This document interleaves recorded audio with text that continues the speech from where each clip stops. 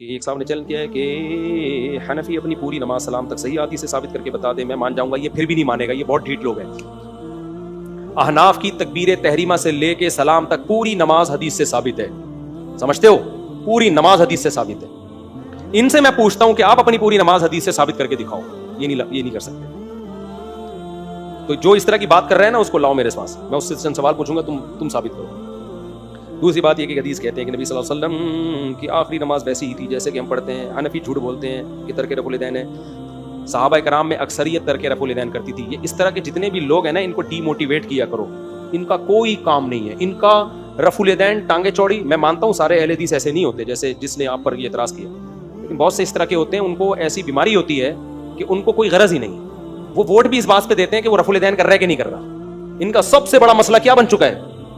رفع الیدین۔ تو یہ کم ظرف لوگ ہیں، سمجھتے ہو؟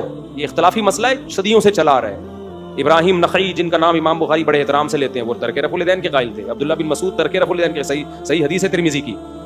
تو اور عبداللہ بن مسعود کے جتنے شاگرد تھے وہ سارے ترک رفع الیدین کے بغیر نماز پڑھتے تھے۔ کیا ان لوگوں کو نہیں پتا تھا نبی نے آخری نماز کیسے پڑھی ہے؟ یہ اختلافی مسئلہ ہے، اس کو اتنا ہی رہنے دو۔ یہ کسی کام کے لوگ نہیں، ان سے امت میں کوئی خیر کی امیدیں نہ رکھیں میرے دوست۔ اور جو یہ بات کیا کریں رفع الیدین، اس سے بولو 3 طلاق کا مسئلہ زیادہ اہم ہے یہ رفع الیدین کا۔ میں ہر اہل حدیث کو چیلنج نہیں کر رہا، اہل حدیث میں معتدل بھی ہیں، لیکن جو اس طرح کے جس کو خارش ہو نا، جو پرچیاں لکھ رہا ہو، اس کو بولو رفع الیدین نہ کرنا زیادہ برا ہے، یا 3 طلاق دے کر حرام بیوی کو رکھ لینا زیادہ برا ہے، تو فوراً کہے گا 3 طلاقوں سے حرام نہیں ہوتی۔ پھر میں آپ کو ایک چیلنج کرتا ہوں، اس کو بولو مفتی طارق مسعود صاحب کے پاس آ جاؤ 3 طلاق کے مسئلے میں، میں آپ کو بتا دوں وہ زہر کا پیالہ پی کے 100 دفعہ مر جائے گا، اس مسئلے پر کبھی بحث نہیں کرے گا۔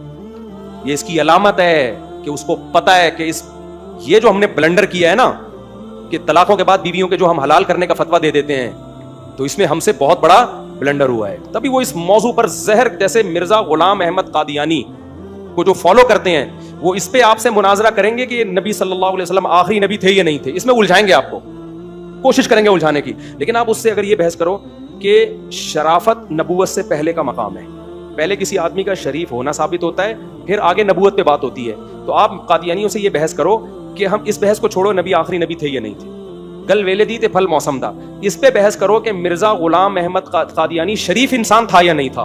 ہم اس کی کتابوں سے ثابت کریں گے، نبی ہونا تو دور کی بات، ظاہر ہے جو اتنا بڑا کذاب اور دجال ہو وہ شریف ہو سکتا ہے، جس نے اتنا بڑا جھوٹ باندھ دیا۔ ہم یہ ثابت کریں گے اس کی کتابوں سے کہ وہ شریف آدمی نہیں تھا۔ ہمارے استاذ کہا کرتے تھے، بڑے مناظر تھے، وہ کہتے قادیانی زہر کا پیالہ پی لے گا، اس ٹاپک پر بات کرنے کے لیے آمادہ نہیں ہو۔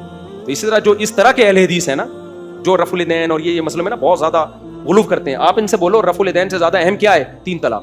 تو آؤ مفتی طارق مسعود کہہ رہے ہیں 3 طلاق کے مسئلے پر بات کرو، تو تم 3 طلاق میں اگر صحیح ثابت ہو گئے نا، تو میں حنفی فقہ ویسے ہی پورا چھوڑ دوں گا۔ میں بولوں گا جب انہوں نے حنفیوں نے 3 طلاق کے مسئلے میں اتنی بڑی غلطی کی ہے، تو رفع الیدین میں تو اس سے بڑی غلطی ہو سکتی ہے، تو میں فقہ حنفی ہی چھوڑ دوں گا، میں ٹھیک ہے نا، میں رفع الیدین بھی کروں گا، میں زور سے آمین بھی، میں اہل حدیث ہو جاؤں گا۔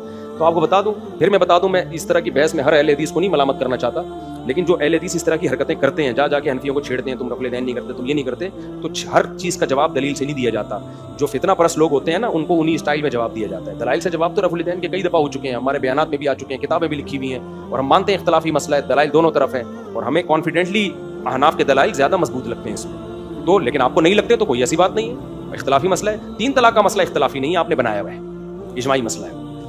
تو آپ آؤ اس پہ بحث کرو، 3 طلاقیں ایک ہوتی ہیں کہ 3 قرآن و سنت کی روشنی میں، تو میں آپ کو لکھ کے دے دوں، زہر کا پیالہ پی لے گا، وہ اس مسئلے پر بحث نہیں کرے گا۔ وہ یوٹیوب پہ کلپ بنا کے ڈال، میرے ہو سکتا ہے اس کلپ پہ بھی ریئیکشن آ جائے، کلپ بنا کے ڈال دے گا، سامنے نہیں بات کریں گے کبھی۔ کلپوں میں بڑے گھیر پھیر ہوتی ہے، جب سامنے بات ہوتی ہے نا شرائط کے ساتھ، وہ الگ اسٹائل میں ہوتی ہے، سمجھتے ہو کہ نہیں سمجھتے؟ پھر اس میں آدمی اسی وقت پکڑ لیتا ہے کہ آپ گڑبڑ کیا کر رہے ہو، ترجمے میں کہاں غلطی کر رہے ہو، کہاں آپ کسی صحابی کی طرف غلط بات منسوب کر رہے ہو۔ ظاہر ہے کسی ایک صحابی نے بھی 3 طلاق کو ایک نہیں کہا، تو کیسے یہ مذہب ٹھیک ہو سکتا ہے؟ 3 طلاق کو ایک کہنے والا کیسے ٹھیک ہو سکتا ہے؟ آپ کا علم صحابہ سے آگے نکل گیا کیا؟ جس صحابی سے بھی ہمیں ملتا ہے اکٹھی 3 طلاقوں کا 3 ہی ملتا ہے، تو آپ کیا صحابہ سے بھی آگے نکل گئے ہو؟ لوگ کہتے ہیں نہیں بات صحابہ سے بھی منقول ہے، ابن حجر نے لکھا ہے، فلاں نے کہاں منقول ہے، دکھا دو نا، صحیح ہے نا؟ باتیں پھینکنے پر گورنمنٹ کی طرف سے کوئی پابندی نہیں ہے۔ جیسے وہ تراویح کے مسئلے میں اہل حدیث عالم کا کلپ آیا، میرے خلاف کلپ بنائے انہوں نے کہ امام مالک کہتے ہیں پتہ نہیں لوگوں نے اتنے رکوع کہاں سے نکال لیے کہ نبی سے تو 8 ثابت ہیں۔ میں نے اتنا تلاش کیا، کوئی امام مالک کی طرف کوئی تو کہیں کتابوں میں مل جائے، ککھ بھی نہیں ہے۔ کسی نے کئی 100 سال کے بعد امام مالک کے کھاتے میں ایک قول ڈال دیا، علامہ شوکانی نے اس کو نقل کر دیا، اور اہل حدیث لوگوں نے اس کو مارکیٹ میں وائرل کر دیا۔ امام مالک سے 20 رکعت سے کم 1 رکعت بھی منقول نہیں ہے تراویح میں. 36 تو منقول ہیں, 8 کہیں منقول نہیں ہے. سمجھتے ہو یا نہیں سمجھتے ہو؟ جو ان کا اپنا قول ہے. تو کہنے پر گورنمنٹ کی طرف سے کوئی پابندی نہیں ہے, کچھ بھی کہہ دو. جب آدمی حقائق کی دنیا میں جاتا ہے تو پتہ چلتا ہے کہ اگر امام مالک نے 8 رکعتوں کا قول کیا ہوتا تو مالکی 8 رکعت کو لیتے نا, وہ کیوں 36 اور 20 رکعتوں کو لے رہے ہیں؟